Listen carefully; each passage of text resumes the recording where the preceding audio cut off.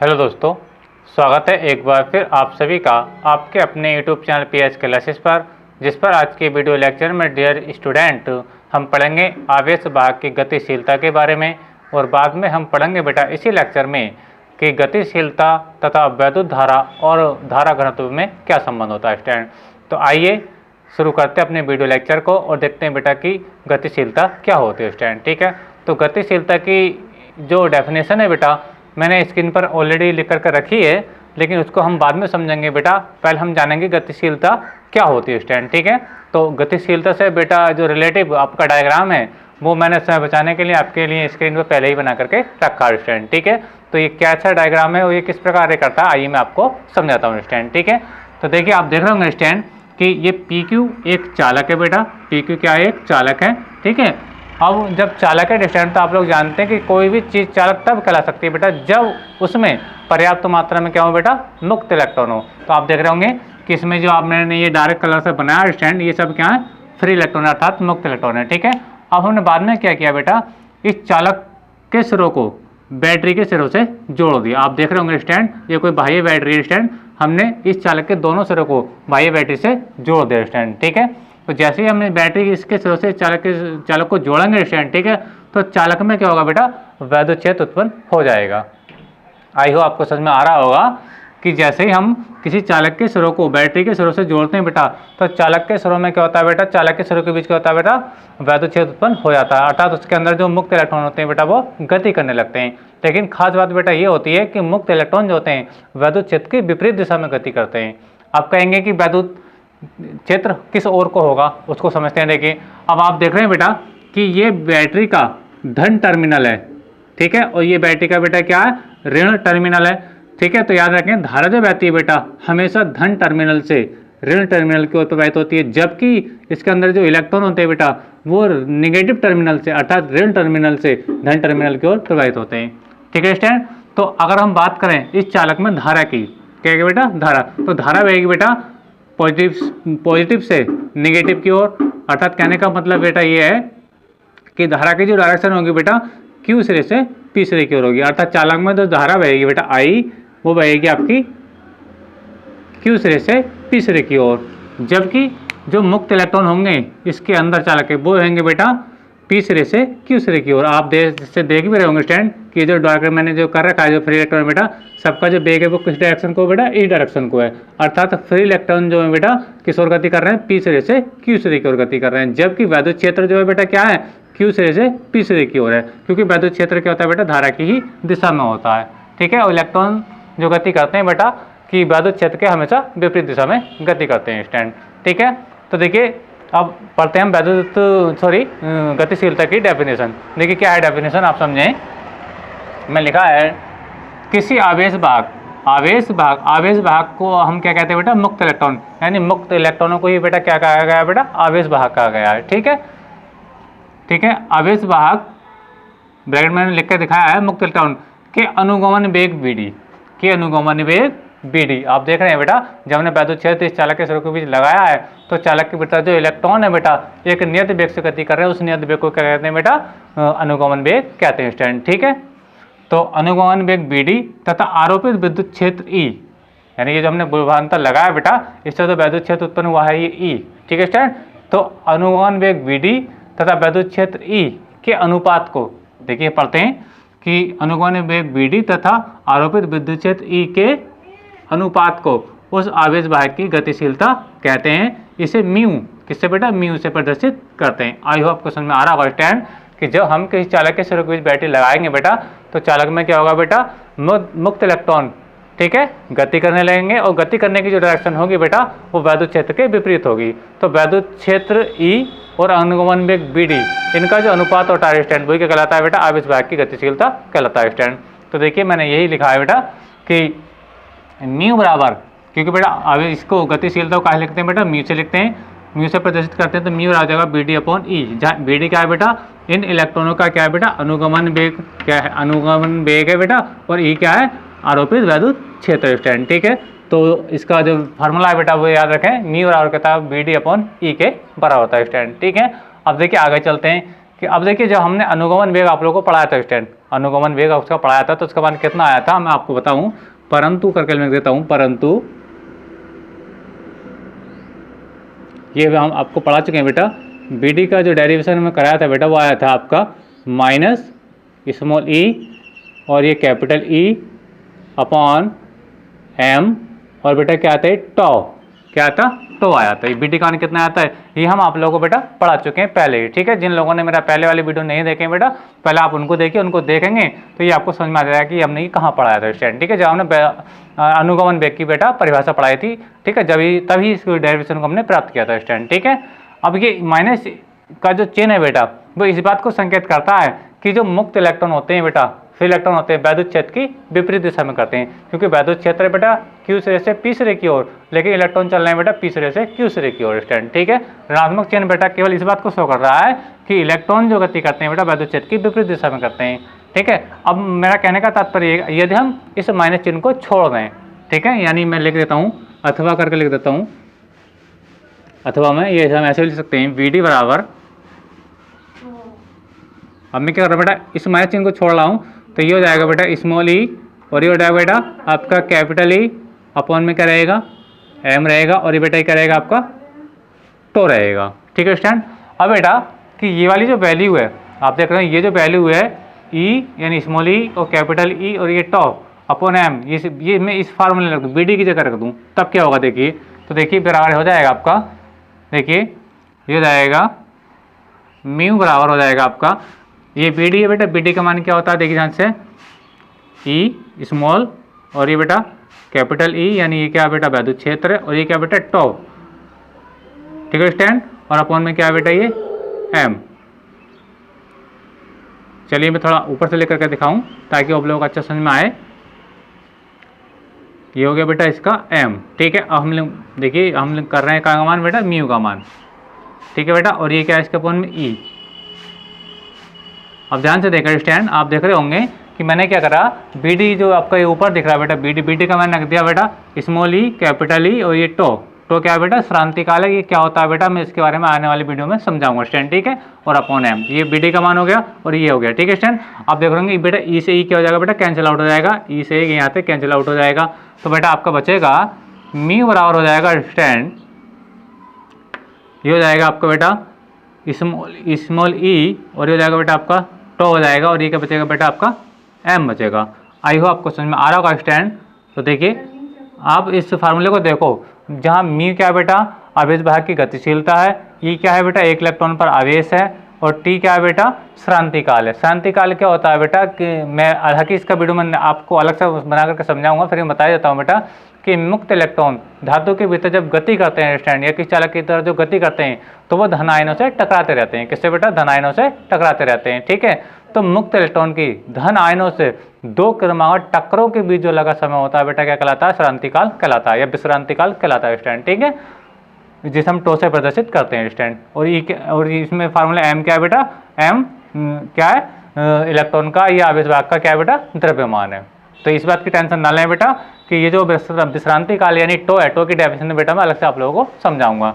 तो आप देख रहे होंगे बेटा जो गतिशीलता का फार्मूला है बेटा ई टो अपॉन एम, इसमें वैद्युत क्षेत्र ई कहीं है कि नहीं है स्टैंड। तो इससे हमें तात्पर्य बेटा ये है, हम ये कह सकते हैं कि किसी आवेश भाग की गतिशीलता यानी म्यू, ठीक है, आरोपित वैद्युत क्षेत्र पर निर्भर नहीं करती। आइए आपको समझ में आ रहा होगा, आप इस देख रहे होंगे कि इस फार्मूले में बेटा म्यू का मान जब हमने निकाला बेटा तो इसमें ई का मान ई नहीं है, यानी जो ई है बेटा वो इसके अंदर नहीं है, आप कहीं भी यहाँ लिख सकते हैं बेटा। अतः किसी आवेश भाग की गतिशीलता, ठीक है, आरोपित वैद्युत क्षेत्र पर निर्भर नहीं करती है, ठीक है।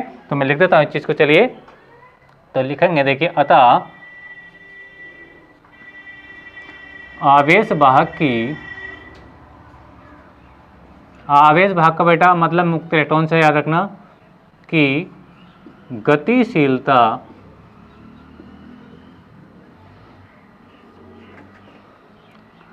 आरोपित विद्युत क्षेत्र, मैं शॉर्ट में लिख देता हूं विद्युत क्षेत्र ई पर निर्भर नहीं करती है, ठीक है स्टैंड। अब ये आप इसका मात्रक भी देख सकते हैं बेटा, मात्रक क्या होता है इसका, इसका मात्रक बेटा ये क्या बेटा बेग का मात्रक होता है बेटा मीटर प्रति सेकंड होता है, और ये क्या बेटा वैद्युत क्षेत्र की तीव्रता, इसका मात्रक होता है न्यूटन प्रति कूलाम होता है। अब जब दोनों को मात्रक बेटा लगाएंगे, ठीक है, तो मात्रक बनेगा गतिशीलता का मात्रक बनेगा बेटा क्या बनेगा, मीटर कूलाम प्रति सेकंड न्यूटन। इस फार्मूले को बेटा ध्यान से याद रखें, ये कई बार एग्जाम में 1 नंबर में आपसे ऑब्जेक्टिव टाइप में पूछा गया है कि आवेश की गतिशीलता, आवेश वाहक की गतिशीलता का मात्रक होता है क्या। तो याद रखें, इस चीज़ को बहुत इंपॉर्टेंट तरीके से याद करें बेटा, ये बहुत इंपॉर्टेंट बात है कि इसका मात्रक एग्जाम में 1 नंबर में ऑब्जेक्टिव टाइप में पूछने आ जाता है या पूछा जाता है आप लोगों से, ठीक है स्टूडेंट। तो ये रहा बेटा गतिशीलता का व्यंजक, ठीक है। आपने देखा कि गतिशीलता के मान में ई का मान नहीं आया, यानी इसमें ई यानी ये आरोपित वैद्युत क्षेत्र वो नहीं है, तो यहाँ लिख दे बेटा, अतः आवेश वाहक की गतिशीलता, ठीक है, आरोपित विद्युत क्षेत्र ई पर निर्भर नहीं करती स्टूडेंट, ठीक है। अब देखिए बेटा, अब हम एक नई चीज़ पढ़ने वाले हैं। तो इस गतिशीलता के बारे में बेटा आपसे पूछा जाए तो केवल आपको इतना करके आना है, ठीक है। और इसके साथ ही साथ अगर पूछे कि गतिशीलता और वैद्युत धारा में क्या संबंध होता है बेटा, तो मैं उसके लिए अभी आगे करके दिखा रहा हूँ, ठीक है स्टूडेंट। तो आइए देखिए, मैं आपको समझाता हूँ। ये डायग्राम से थोड़ा अलग की बात रही, ठीक है, ध्यान से समझें। मैं लिख देता हूँ, हेडिंग बना दूँ अपनी यहाँ से नई हेडिंग कि गतिशीलता तथा धारा या धारा घनत्व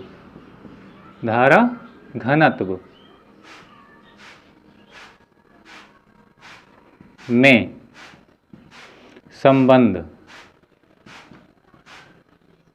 ठीक है स्टूडेंट। अगर गतिशीलता की परिभाषा के साथ साथ आपसे गतिशीलता का धारा से संबंध या धारा घनत्व से संबंध पूछा जाएगा, तब आप क्या करेंगे, वो चीज़ मैं आप लोगों को समझाता हूँ स्टूडेंट, ठीक है स्टूडेंट। तो देखिए, आपको मैं बताऊं कि मैंने इससे पिछले वीडियो लेक्चर में अनुगमन वेग तथा धारा में संबंध पढ़ाया था। Very good. तो वो क्या था बेटा, वो हमने पढ़ाया था बेटा, आपको वो पढ़ाया था BD बराबर आया था आपका बेटा I/NEA। ये क्या था बेटा, धारा तथा अनुगमन वेग में संबंध था स्टूडेंट, ठीक है। तो देखिए, बात आपको समझ में आ रही होगी कि ये चीज़ मैं आप लोगों को बेटा पहले ही पढ़ा चुका हूँ, ठीक है। जिन लोगों ने मेरे पहले वीडियो नहीं देखे हैं बेटा, उनको देखोगे, उसको देखने के बाद इसको देखोगे तो आपको समझ में आ रहा होगा कि हाँ, मैं आप लोगों से क्या कह रहा हूँ, ठीक है स्टूडेंट। तो ये जो रिलेशन है धारा और अनुगमन वेग का संबंध स्टूडेंट, ठीक है। अब चलते हैं बेटा गतिशीलता की परिभाषा से। किससे, गतिशीलता की परिभाषा से। देखिए, गतिशीलता की परिभाषा से क्या होती है गतिशीलता की परिभाषा।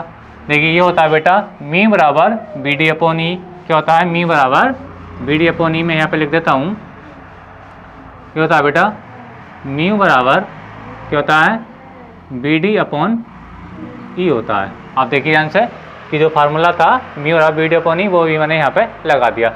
अब देखिए, BD का मान मेरे पास है, BD का मान मैं यहाँ पे पोर्ट कर दूंगा स्टूडेंट।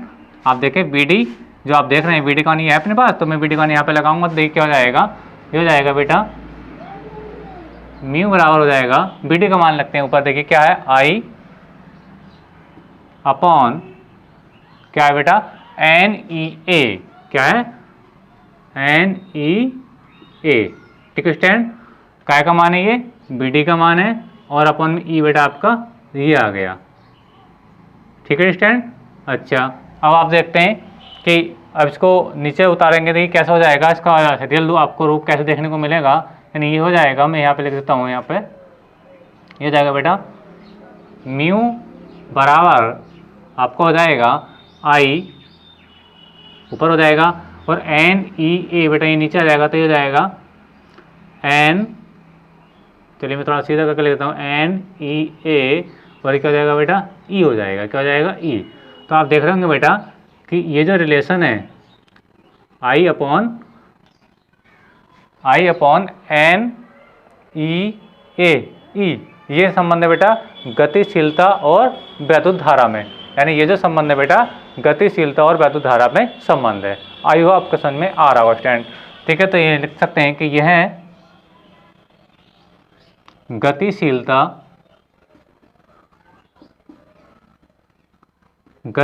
गतिशीलता तथा धारा में संबंध है, धारा में संबंध है।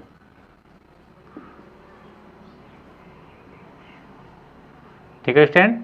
तो इस बात को याद रखें कि ये जो संबंध है बेटा गतिशीलता और वैद्युत धारा में संबंध है स्टूडेंट, ठीक है, याद रखें। अब अगर हम देखें कि गतिशीलता और धारा घनत्व में क्या संबंध होता है, गतिशीलता और धारा घनत्व में क्या संबंध होता है, तो देखिए बेटा मैं यहाँ पे करके दिखा देता हूँ अलग से। मैं चलिए इसको अलग से कर देता हूँ, इसको याद रखें कि मैं यहाँ पे कर देता हूँ गतिशीलता और धारा घनत्व में संबंध। तो आप देख रहे होंगे कि ये जो बेटा फार्मूला है इसी सूत्र से हो जाएगा। देखिए आप सूत्र जान चुके हैं। देखिए म्यू बराबर क्या आ चुका है, म्यू बराबर आ चुका है बेटा आपके पास आई अपॉन, आपके पास आया है बेटा एन ई ए, एन ई ए और ई आया स्टैंड, ठीक है। अच्छा अगर मैं आई और अपॉन आई और ए आप देख रहे हैं बेटा, इसको मैं अलग से लिखूँ तो क्या हो जाएगा, देखिए म्यू बराबर हो जाएगा, देखिए मैं आई अपॉन ए को मैं अलग से लिख रहा हूँ स्टैंड, ठीक है। और बाकी जो ऐसे लिख दीजिए क्या है, 1 अपॉन ऐसे लिख दीजिए, क्योंकि मैंने आई को ए के साथ ले रखा, आई को ए के साथ लिया तो आई अपॉन ए हो गया स्टैंड।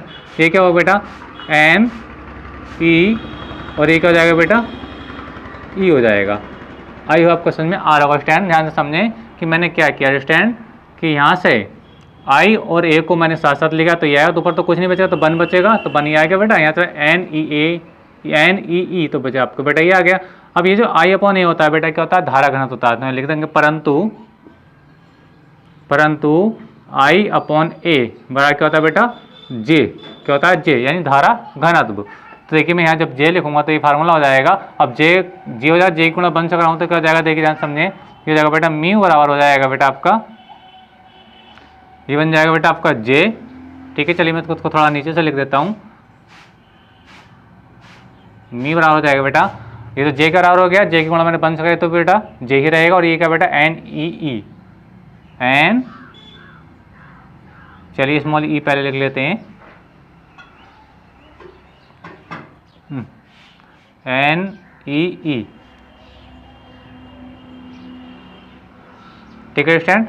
अब ध्यान से देखें कि ये जो रिलेशन है ये जे क्या है बेटा धारा घनत्व, मैं लिख देता हूँ धारा घनत्व, क्या है बेटा ये घनत्व, यानी जो जे है बेटा जे क्या है, जे है धारा घनत्व।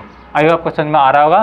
तो ये जो रिलेशन है बेटा ये क्या है, गतिशीलता और धारा घनत्व में संबंध है, ठीक है स्टूडेंट। तो मैं इधर से इसको पैक कर देता हूँ कि ये चीज़ आपको दिक्कत नहीं, यहाँ लिख देते हैं कि यह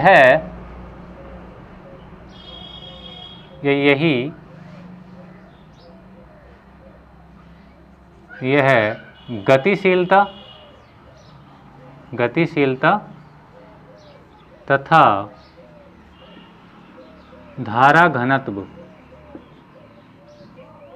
में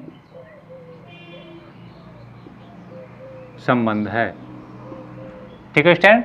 तो याद रखें कि यहाँ पे मैंने पहले क्या किया, आप लोगों को मैं अपना वीडियो लेक्चर शुरू से आपको समझाता हूँ स्टूडेंट। पहले हमने देखा गतिशीलता की बेटा डेफिनेशन क्या होती है और गतिशीलता का मान बेटा किस प्रकार निकाला जाता है, ठीक है स्टूडेंट। तो यहाँ तक की तो बात रही बेटा, सबसे फर्स्ट टाइम में करेंगे, पहले इसकी डेफिनेशन लिखेंगे स्टूडेंट और इसका जो डेरिवेशन है बेटा ये आता है, ठीक है।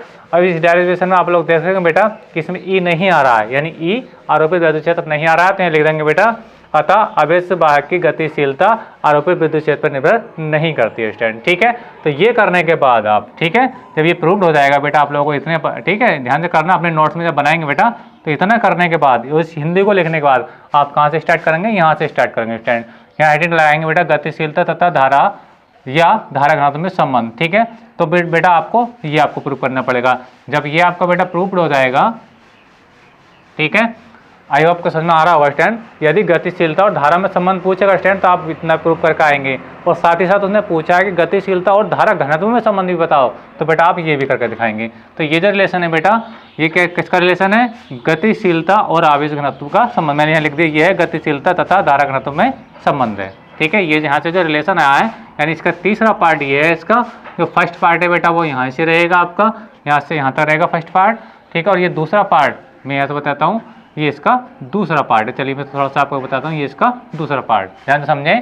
देखो पहले आप बेटा इसको कॉपी करेंगे, इसको कॉपी करने के बाद दूसरे नंबर पे इसको यहाँ तक कॉपी करेंगे स्टूडेंट, ठीक है। जब ये कॉपी कर लेंगे बेटा तो लास्ट में इसके तीसरे नंबर पे ये वाली कॉपी करेंगे, ठीक है। तो ये जो संबंध है बेटा ये मैं लिख दिया गतिशीलता तथा धारा घनत्व में संबंध है, ये गतिशीलता तथा धारा में संबंध है और ये बेटा गतिशीलता का ही डेरिवेशन है स्टूडेंट। तो स्टूडेंट आज का वीडियो आपको कैसा लगा अगर वीडियो आपको पसंद आया स्टूडेंट तो वीडियो को लाइक कीजिए, शेयर कीजिए एंड कमेंट कीजिए स्टूडेंट। और चैनल पर नए हैं तो बेटा चैनल को सब्सक्राइब भी जरूर कीजिए स्टूडेंट। तो आज के वीडियो लेक्चर में बस इतना ही। थैंक यू, धन्यवाद, बेस्ट ऑफ लक।